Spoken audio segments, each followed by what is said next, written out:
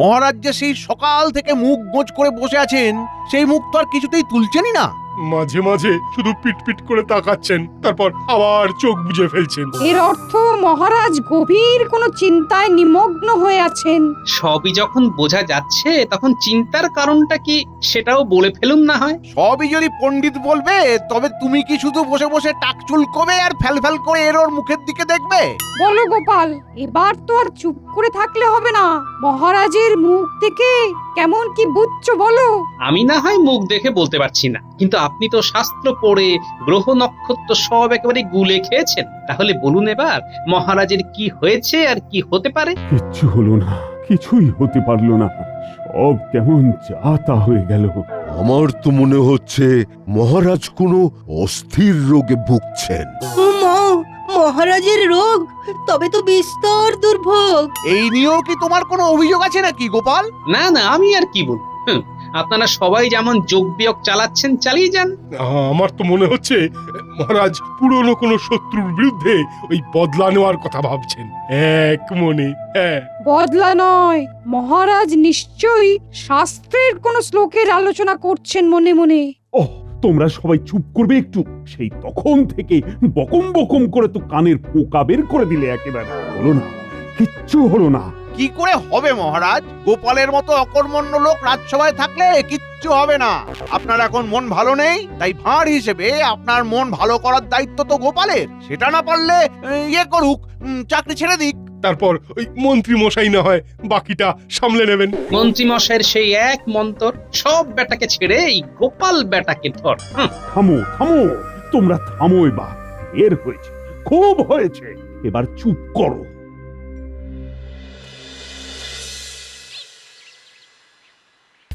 একে মহারাজের মন খারাপ, তার উপর আবার মন্ত্রীর চাপ। উফ, একেবারে বাপরে বাপ। এরপর তোমার এই বিড়বিড় বলি মনে মনে কার ঠিকুজি কুষ্টি গুনছো শুনি? না তেমন কিছু না, তবে আমার বেশ মনে হচ্ছে বুঝলে, মন্ত্রী মশাই আবার নির্ঘাত কোনো দাও মারার পরিকল্পনা করছে। আর মুরদ আছে সে করছে, তাতে তোমার কি হয়েছে? আমার আর কি হবে? তবে মহারাজের মন ভালো করার জন্য মন্ত্রী মশাই ভাঁড় হিসাবে আমাকে এমন খোটা দিচ্ছে, তাতে মনে হচ্ছে কিছু না কিছু একটা গোলমাল পাকাচ্ছে। তুমি তো কোনো কালেই কোনো কমবেন নয় গো, না ঘরে না বাইরে। মন্ত্রী মশাই তো ঠিকই বলেছে যে ভাঁড় হিসেবে মহারাজের মন ভালো করার দায়িত্ব তোমার। সেই কাজটাও তো কই ঠিক মতো করতে পারছো না দেখছি আজকাল। ও, তার জন্য তোমার মন টনটন করছে বুঝি? করবে না আবার? এই তালে মহারাজের মন ভালো করলে কিছু উপরি জুটতে পারতো, কিন্তু তা হওয়ার উপায় আছে? তোমার দ্বারা যদি কোনো একটা কাজ হয়, তাহলে আবার তুমিও না হয় আমার মতো কপাল চাপড়াও। চাপড়ে আর কি হবে? তাও যদি মন্ত্রী মশাইয়ের মতো কিছু কুটকাচালি করতে পারতে। আর কোনো সন্দেহ নেই, গিন্নির নির্ঘাত মন্ত্রীর হাওয়া লেগেছে। নাও এবার ঠেলা সামলাও।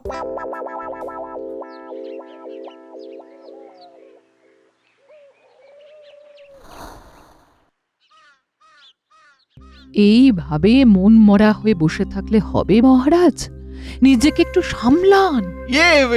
হয়ে যাবে, হয়ে যাবে, সব হয়ে যাবে, সব হয়ে যাবে। কি হয়ে যাবে মন্ত্রী মশাই? কি হয়ে যাবে?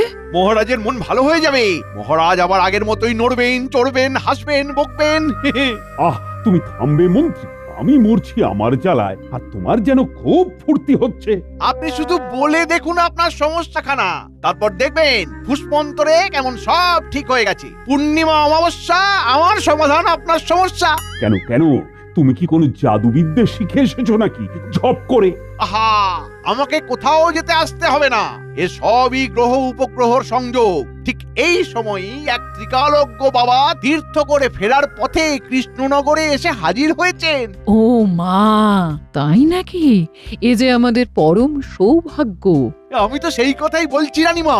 ওই বাবার দর্শন করলেই মহারাজের মন খারাপ কি করে ভালো হবে সেটা জেনে নিতে পারবেন। তাই নাকি? তবে আগামীকাল সকালেই চলো দেখি তোমার ওই চমৎকারী বাবা কি করে আমার মনকে শান্ত করেন। আর হ্যাঁ, গোপালকেও কিন্তু সাথে করে নিয়ে যাব।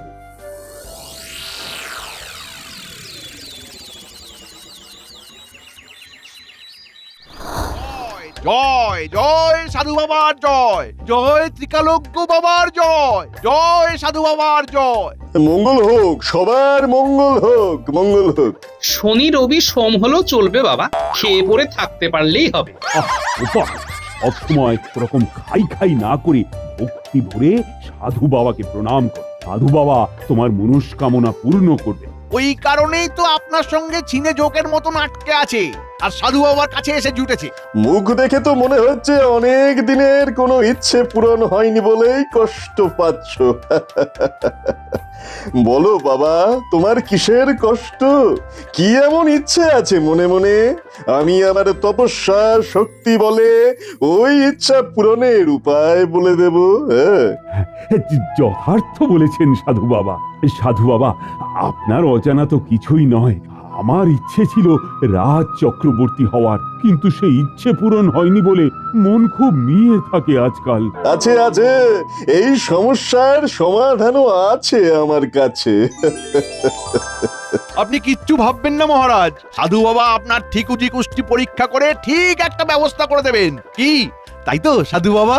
হ্যাঁ, মূল্য ধরে দিলে একটা কিছু করলেও করা যেতে পারে।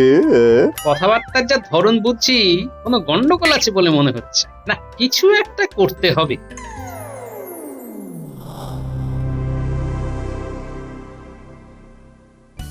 একবার যখন সুযোগ পেয়েছি তখন আর ছাড়ছি না। হ্যাঁ, একেবারে ঝাঁপিয়ে পড়বো সাধু বাবার পায়ে। হ্যাঁ, আরে তুমি ঝাঁপিয়ে পড়লে সাধু বাবা যে হাঁপিয়ে পড়বেন গিন্নি। সে নিয়ে তোমার আর ফুট কাটতে হবে না, যা করার আমি করব। সাধু বাবা ঠিক আমার মনস্কামনা পূর্ণ করবেনই। ঘোড়ার ডিম করবেন। এই দেখো, ভালো হচ্ছে না কিন্তু। নিজের তো কাঁচকলা, তার ওপর আবার গলা তুলে সাধু বাবাকে গালমন্দ করছো। আমি শুনেছি সাধু বাবা নাকি মনের সব ইচ্ছে পূরণ করে দেন, এই মহারাজেরও করবেন। হ্যাঁ, ওরে বাবা, তলে তলে তো সব খবরই রাখো দেখছি। তবে এই কথাটাও শুনে রাখো যে সেখানে গিয়ে কোনো কাজ হবে না। আবার আবার আবার এই তুমি ভেংচি কাটছো। কাটাকুটিটার কি আছে? সাধু বাবার পদ্ধতি হলো ফেলো করি মাখো তেল, আর এর পেছনে নির্ঘাত মন্ত্রীর কোনো খেল আছে। এই তো এইবার ঠিক এটা ওটা করে মন্ত্রী মশাইকে টেনে এনেছো। সাধে কি বলি তোমার ভীমরতি হয়েছে? মনে হচ্ছে দাদুর সাথে দিদার আবার ঠুকঠাক লেগেছে। আবার নতুন কথা কি? এই ঠোকাঠুকি আগেও ছিল, এখনো আছে, আর পরেও থাকবে। কিন্তু কে জিতবে আর কে হারবে সেটা বলা যাবে না। দাদু দিদা জুটি হলো হাতা খুন্তির জুটি। নিজে তো না আছে হোমে আর না আছে যজ্ঞে, খালি খালি শুধু কান ভাঙানি দিচ্ছে, কান ভাঙানি। এই তো তোরা এসে গেছিস, তোদের জন্য ছোট্ট করে একটা কাজ আছে। বলো না গোপাল দাদু, বলো না। এবার বুঝলি তো কি করতে হবে? নে, এবার যেমন বললাম তেমন কর দেখি।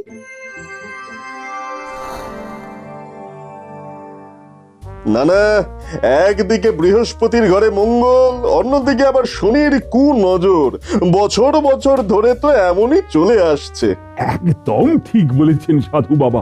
কত বছর হয়ে গেল, তবু আমার আর রাজ চক্রবর্তী হওয়া হলো না। পেয়েছি পেয়েছি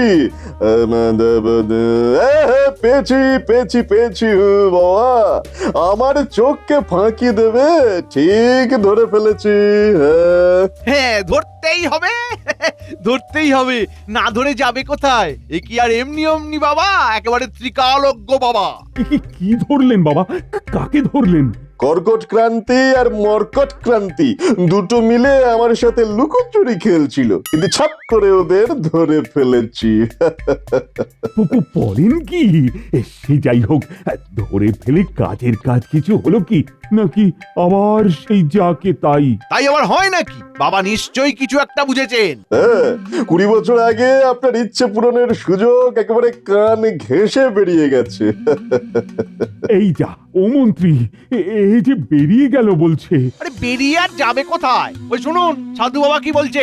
এখন হয় সেই 20 বছর আগের গ্রহ নক্ষত্রের অবস্থান ফিরিয়ে আনতে হবে, না হলে আরো 20 বছর অপেক্ষা করতে হবে। যাক, তবু তো একটা কোনো পথ বেরিয়েছে। আমি তো ভেবেছিলাম এই জন্মের মতো আমার সেই আশালতা একেবারে নির্মূল হয়ে গেছে। তবে এবারে সাধুকে যত সামান্য দান করে বিদায় করুন মহারাজ। সামান্য কি বলছেন বাবা?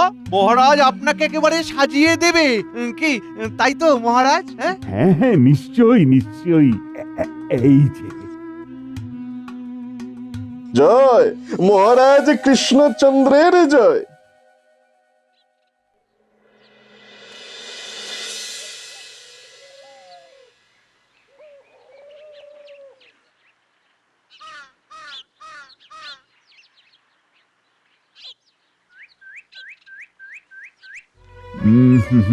না না না, এইভাবেও তো হচ্ছে না। কি হলো মহারাজ? আবার এত কি ভাবছেন আপনি? হ্যাঁ হ্যাঁ, এসো মন্ত্রী, ভেবেচিন্তে একটা পথ বাতলাও দেখি। কিসের পথ মহারাজ? আমি তো শুধু আপনাকে বিপথেই চালাতে পারি।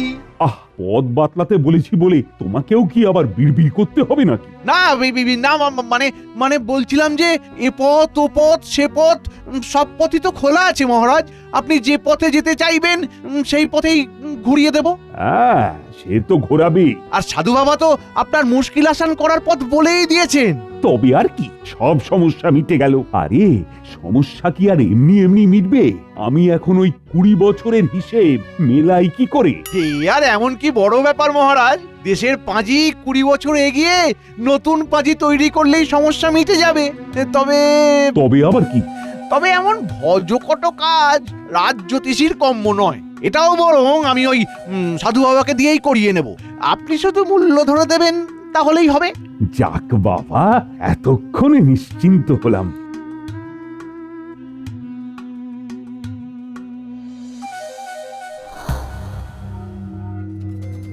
গোপাল দাদু সাধু বাবার উপর নজর রাখতে বলেছে, তাই সবাই চোখ কান একেবারে খোলা রাখবি। খুলে রেখে আর কি করব? সাধু বাবা তো এটা ওটা সেটা খেয়েই যাচ্ছে। না না, এবার মনে হচ্ছে একটা কিছু হবে। ওই দেখ, মন্ত্রী মশাই কেমন লুকিয়ে লুকিয়ে সাধু বাবার সঙ্গে দেখা করতে আসছে।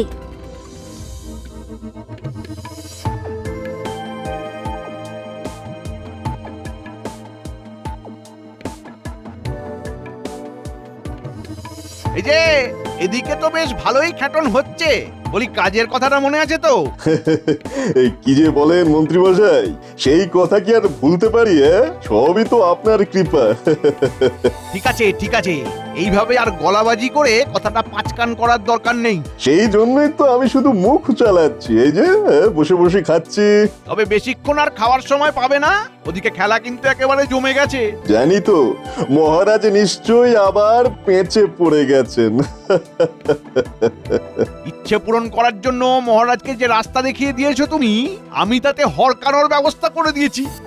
মহারাজ তোমাকে এই ডেকে পাঠালেন বলে। ওই দেখ কেমন গোপন পরামর্শ করছে দুজন। কিছু একটা গোলমাল পাকাচ্ছে। তাহলে যেমন বললাম ঠিক তেমনই করবে, তাহলেই ট্যাঙ্ক একেবারে ভরে যাবে। সেইটাই তো চাই। তাই বলে তাই তাই তাই মামার বাড়ি যাই নয়, যা কামাই হবে সেটা দুজনে ভাগ করে নেব, সেটা ভুলে যেও না। এই ভগবানের উপরে ভরসা রাখুন মন্ত্রী মশাই, ভগবান আপনাকে ঠকিয়ে পালাবে না। চল চল, গোপাল দাদুকে গিয়ে এক্ষুনি খবরটা দিতে হবে।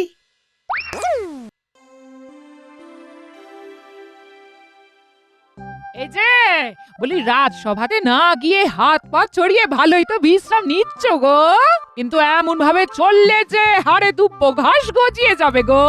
বেশ তো, তাই হোক না। না হয় শরীরের নাম মহাশয়, যা সবে তাই সয়। একটা কথা বলার জো আছে, সঙ্গে সঙ্গে 5টা কথা শুনিয়ে দেবে। তোমার কাছে থেকে থেকে এই বিদ্যেটাই তো রপ্ত করেছি গিন্নি। কি?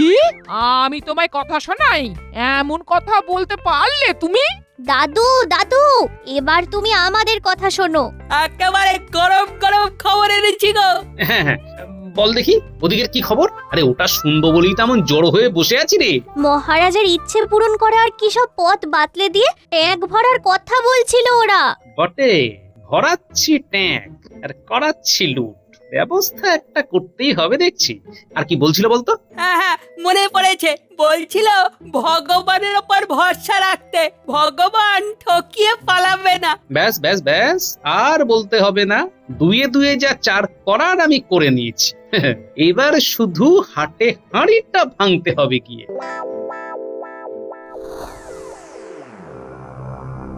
কই সাধু বাবা, হিসেব নিকেশ কিছু করা গেল? বলি, নতুন পাঁজি লেখার কাজে হাত দিতে আর কত দেরি? এই সবই তো সূর্যচন্দ্রের অবস্থানের ব্যাপার মহারাজ। তাই আমার মনে হচ্ছে সাধু বাবা বোধহয় সঠিক যোগের অপেক্ষা করছেন। একদম তাই। তবে গ্রহ নক্ষত্রের স্থির হয়ে বসার আগে যে দানের হিসেবটাও করে নিতে হবে। তবে মহারাজ, মোহরের থলিগুলো তো সাধু বাবাকে ধরে দিলেই হয়। হ্যাঁ, এই ইচ্ছে পূরণ করতে গেলে সে তো দিতেই হবে। তবে একবার যদি আমি রাজ চক্রবর্তী উপাধি লাভ করতে পারি, তবে আর আমাকে দেখে কি? হ্যাঁ, এইবার তবে আমি দেশের পাঁজি 20 বছর এগিয়ে দিয়ে নতুন পাঁজি তৈরির কাজে হাত দিলাম। হ্যাঁ, শুভ কাজে আর বিলম্ব করে কি লাভ? এই নতুন পাঁজের তিথি বার নক্ষত্র সবই 20 বছর এগিয়ে থাকবে। আর আপনিও মহারাজ রাজ চক্রবর্তী উপাধি একেবারে হাসতে হাসতে পেয়ে যাবেন। বলছো মন্ত্রী? ও, তোমার মুখে মন্ডা মিঠাই পড়ুক। সাধু বাবা, আপনি নতুন পাঁজি বানানোর কাজ চালিয়ে যান। যদি লাগে অর্থ দেবেন মহারাজ কৃষ্ণচন্দ্র, খালি কাজ হয়ে যাওয়া চাই, তাই তো মহারাজ? হ্যাঁ,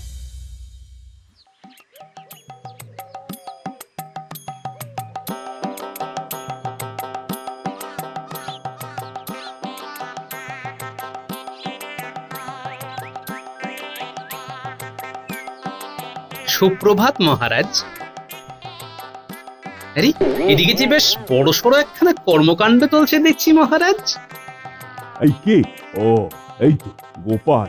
এই মরেছে, এই সময় বেটা গোপালকে আসতে হবে। যেখানে ধরা পড়ার ভয় সেখানেই গোপালকে আসতে হয়।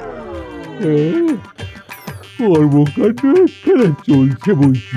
আমার ওই রাজ চক্রবর্তী উপাধি লাভের ব্যাপারটা বুঝলে, ওই 20 বছরের জন্য কান ঘেঁষে বেরিয়ে যাচ্ছিল বলে সাধু বাবা নতুন পাঁজি তৈরি করে 1 লাফে 20 বছর এগিয়ে দিচ্ছেন। সে তো দারুণ ব্যাপার মহারাজ। দারুণই হোক আর করুণই হোক, তোমার এখানে কোনো কাজ নেই, তুমি এখন আসতে পারো। তা তো বটেই। তবে যাওয়ার আগে দুটো কথা বলে যাই মহারাজ। হ্যাঁ, বলো বলো গোপাল, বলো। এই মাটি করেছে, গোপাল বলা মানেই তো কপাল খারাপ। কে জানে এবার কি ভেঙচি কাটে আবার। মহারাজ, আপনি পাঁজি 20 বছর এগিয়ে দিতে বললেন, কিন্তু তার ফলে যে জটিলতা দেখা দেবে আপনি হয়তো তা ভাবেননি না? জটিলতা আবার কিসের? এই যে মহারাজ, আপনার বয়স এখন 40 বছর, নতুন পাঁজি করলে আপনার বয়স হবে 60 বছর। তখন তবে যুবরাজকে সিংহাসনে বসিয়ে বানপ্রস্থে যেতে হবে আপনাকে। এই মরেছে, এই ব্যাপারটা তো ভেবে দেখিনি। আগে যখন ভেবে দেখেননি তখন এবারে আর ভাবতে হবে না। যেমন হচ্ছে হতে দিন মহারাজ, যেমন হচ্ছে হতে দিন। না না না, তাহলে তো বড় গোলমাল হবে। একটা কাজ করি, বড় 20 বছর পিছিয়ে দিয়ে নতুন পাঁজি তৈরি করি যদি। আপনি তো আমার মনের কথাটা বলে দিলেন মহারাজ, আমিও তো মনে মনে সেটাই ভাবছিলাম। নিন নিন, তবে 20 বছর পিছিয়ে দিয়ে বানান দেখি। হ্যাঁ, তেমন ভাবেও হতে পারে বই কি। হ্যাঁ, তারপর না হয় গ্রহ শান্তি করিয়ে আমি আবার মহারাজ হয়ে যাব। তাতে কিন্তু জটিলতা বাড়বে বই কমবে না। হ্যাঁ, সে কি? এবার আর সিংহাসনে বসার অধিকার আপনার থাকবে না, কারণ সেই সময় তো আপনার পিতা রাজ্য শাসন করছেন আইনত। 20 বছর পিছিয়ে দিলে উনি কি আর সিংহাসন ছাড়বেন মহারাজ? না না না, এটা তো আরো বড় গন্ডগোল। এই যে সাধু বাবা, থামো থামো থামো। আরে আরে, আহা, আরে করছেন কি মহারাজ? গোপালের কথা শুনে আপনিও তো কেমন ভয় পেয়ে গেলেন দেখছি। ভয় পেয়ে গেলেন? গেলে তো সিংহাসন আমার যাবে, তোমার কি? আর 20 বছর এগিয়ে বা 20 বছর পিছিয়ে কোনোটাই কিছু করার দরকার নেই। আপনি তো এমনিই আমাদের রাজাধিরাজ, রাজ চক্রবর্তী, আপনার আবার নতুন করে উপাধির কি দরকার মহারাজ? এই তো গোপাল, এই জন্যই তো তুমি আর বাকি সবার থেকে আলাদা, তোমার কোনো তুলনাই হয় না। ওহ, বেটা গোপাল আবার আমার বাড়া ভাতে ছাই দিল। এবার মানে মানে তল্পা নিয়ে সরে পড়তে পারলেই তো হয়। তুমি আমার চোখ খুলে দিয়েছো, আমি আমার ভুল বুঝতে পেরেছি গোপাল। তবে মহারাজ, আপনাকে যে আরেকটা ভুলের প্রায়শ্চিত্ত করতে হবে এবার। আবার কি ভুল? কেন? এই যে সাধুর ভেকধারী ঠকবাজকে আপনি মাথায় করে রেখেছিলেন, তাকে যে এবার মাথা থেকে নামাতে হবে। এই মাটি করেছে, গোপাল আমাকে ধরে ফেলেছে নাকি? তাহলে তো ঘটি ঘুনসি সব হারাতে হবে। কি আবল তাবল বকছো গোপাল? সাধু বাবা কিনা ঠকবাজ, বুজরুকিরা জায়গা পাওনি? বেশ তো, তবে দাড়ি ধরে মারো টান, সাধু বাবার দেখা পান। কি করছো? ছাড়ো ছাড়ো, এই চাই। আরে এ তো সেই ভগবান! এই তবে সাধুর ভেগ ধরে আমাকে ঠকানোর মতলব করেছিল। ও মা, তাই তো। হ্যাঁ তো মানে হ্যাঁ মানে কি করে যে মানে কি যে হয়ে গেল। মানে করে আর শাক দিয়ে মাছ ঢাকতে হবে না মন্ত্রী মশাই, আপনারা দুজন তো ভাই ভাই। আমিও বুঝে গেছি, সবটাই মন্ত্রীর পেঁয়াজ কষার জন্যই হয়েছে। তাই দুজনের কাউকেই আমি ছাড়বো না।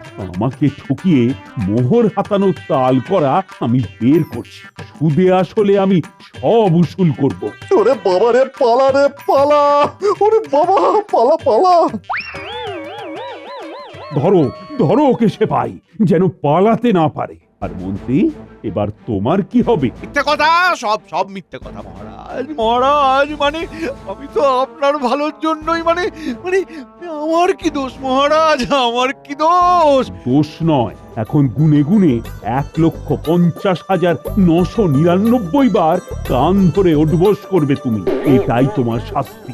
আমি মরে যাব মহারাজ, আমি মরে যাব। নাও শুরু মরে করো। যাব। মহারাজের ইচ্ছে পূরণ হোক না হোক, আমার ইচ্ছে 16 আনা পূর্ণ হয়েছে।